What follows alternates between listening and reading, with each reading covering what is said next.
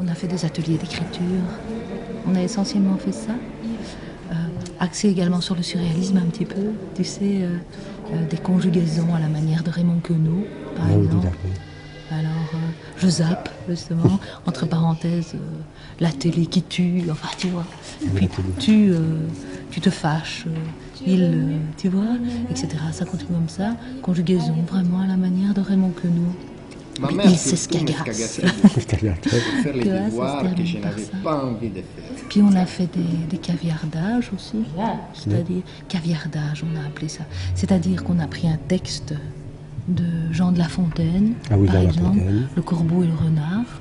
Le Corbeau et les renards. Maître baladeur sur un arbre mobile tenait dans son bec un fromage.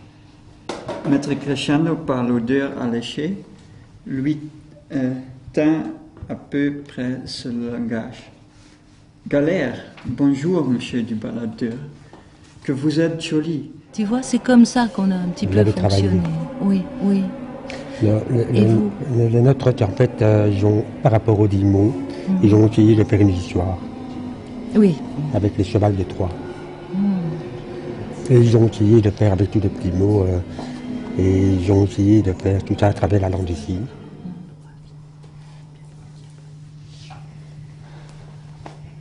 Il fallait que tout le monde puisse participer et que par conséquent, l'important c'était que tous les mots s'y trouvent, mais qu'ils soient également signés, mimés et dits.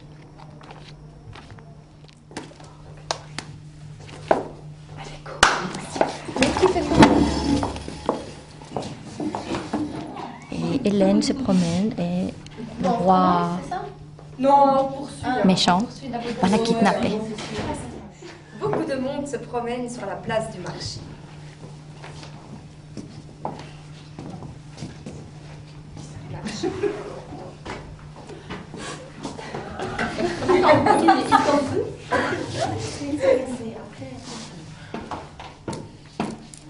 Parce qu'il sait ce qu'agace, alors il zappe les choses, et toi tu dis, mais voilà le mobile qu'il me fallait pour attaquer les Grecs. Mais vous vous glacez, moi je me glace pas parce que c'est moi qui... Non, c'est toi qui te glaces, c'est eux qui se glacent. La personne qui parle et qui signe soit devant, et attendez, devant, vraiment donner aux enfants l'histoire, les histoires vont...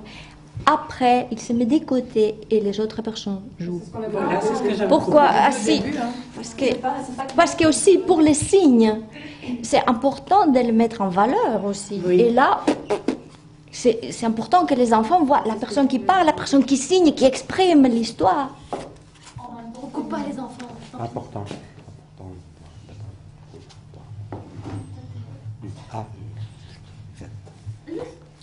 On a quand même rencontré assez de difficultés par rapport à certains signes, puisqu'ils n'existent pas en langue des signes. On a créé par rapport à l'idée... et il y avait le problème de polysémie, donc on s'est basé sur l'iconicité. C'est vraiment une copie par rapport au sens du mot, à représenter en signes. Et on en a encore coincé au niveau des noms propres, puisqu'il n'y a pas de signe pour les noms propres. C'est un surnom qu'on va créer, qu'on devra présenter avant de commencer le spectacle, pour que ce soit clair pour les enfants. Oui, là stop, parce qu'après, là, on a la scène.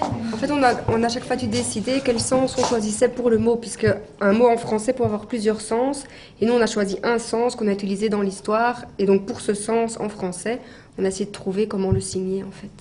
Puis il y a aussi des mots un peu difficiles à exprimer, comme crescendo. Pour un sourd, c'est pas clair. Pour un entendant, oui, on a le lien musical. Mais en langue des signes, comme on doit avoir un rapport visuel, c'est pas... c'est difficile à exprimer pour un sourd, ça. Peut-être que les enfants, ils auront travaillé ça en classe autrement et que eux vont nous apporter pendant le spectacle leur façon d'interpréter les mots, ce qu'ils auront appris en classe. Et donc peut-être que eux nous parleront du passé ou de la façon dont on les utilise maintenant et que ça pourra se compléter avec ce que nous on a fait, quoi. Ok, marchez.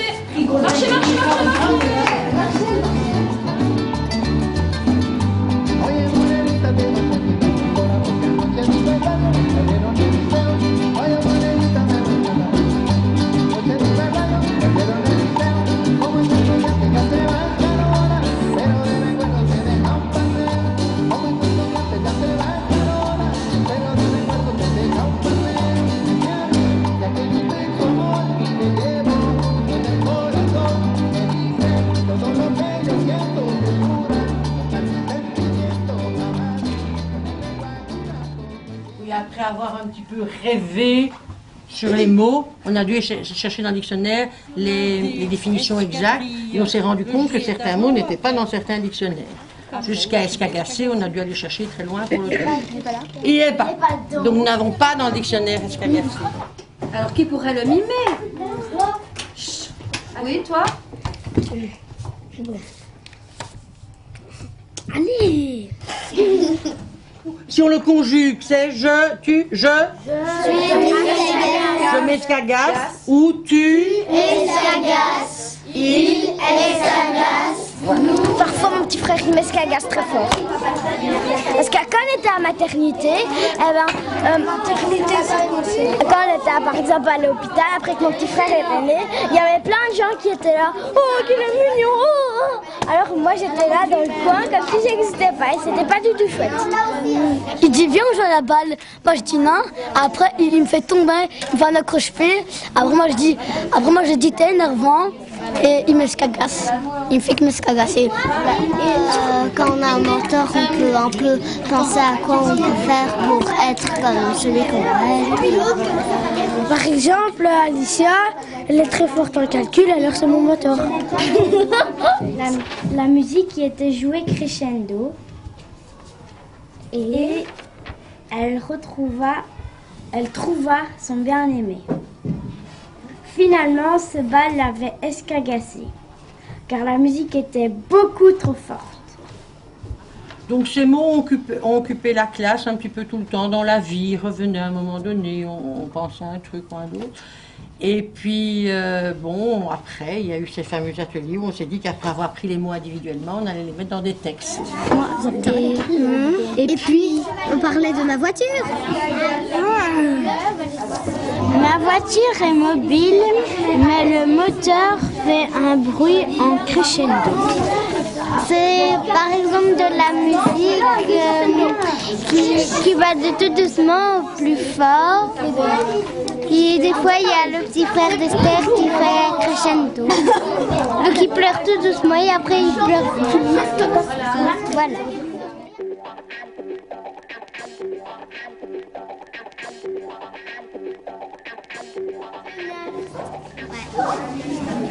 Il faut dire ton âge.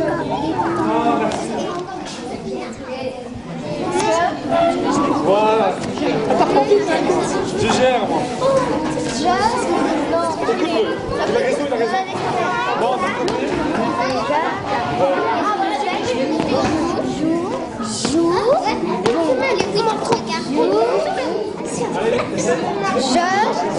Je me présente.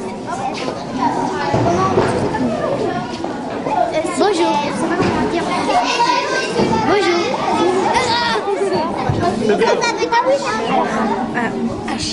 Ça c'est dur. Regarde, tu mets tes doigts comme ça. Écoute de la musique. À tous. J'ai pas compris.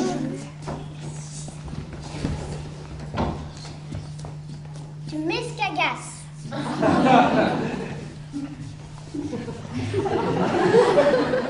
Qui a trouvé? Ce n'est pas un humain ni un insecte. Ce n'est ni le chiffre 3. C'est le cheval de 3.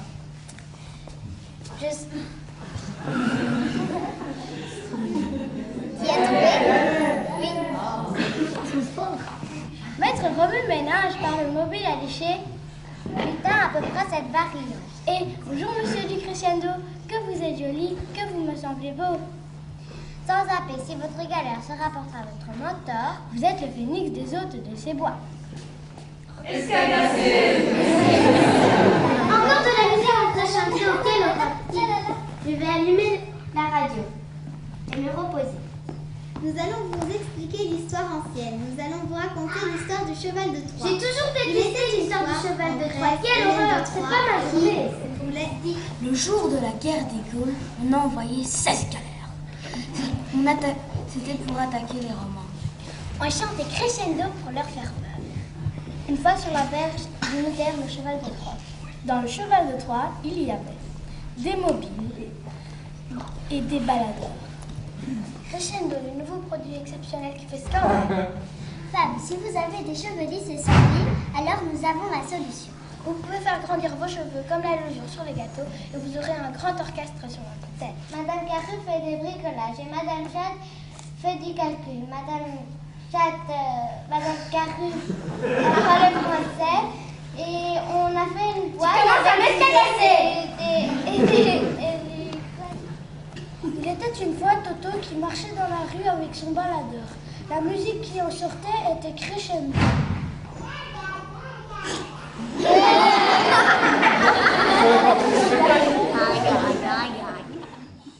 Un jour, alors que la magnifique reine Hélène faisait son marché, le prince de Troie, Paris, fut surpris par tant de beauté. Ce fut le coup de foudre immédiat. Il alla lui déclarer sa flamme, mais Hélène lui dit qu'elle n'était pas intéressée. Est-ce qu'agacé, Paris décida d'enlever. Achille, qui avait assisté à toute la scène, courut prévenir Ménélas.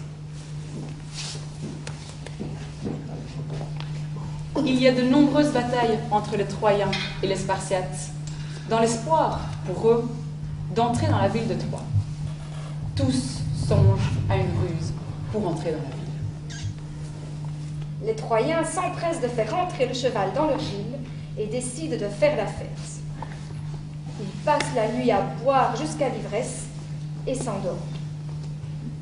Les Spartiates sortent du cheval, massacrent les Troyens et brûlent la ville. Sauvent Hélène et s'en retournent à Sparte. Et c'est ainsi que le cheval de Troie entra dans la légende.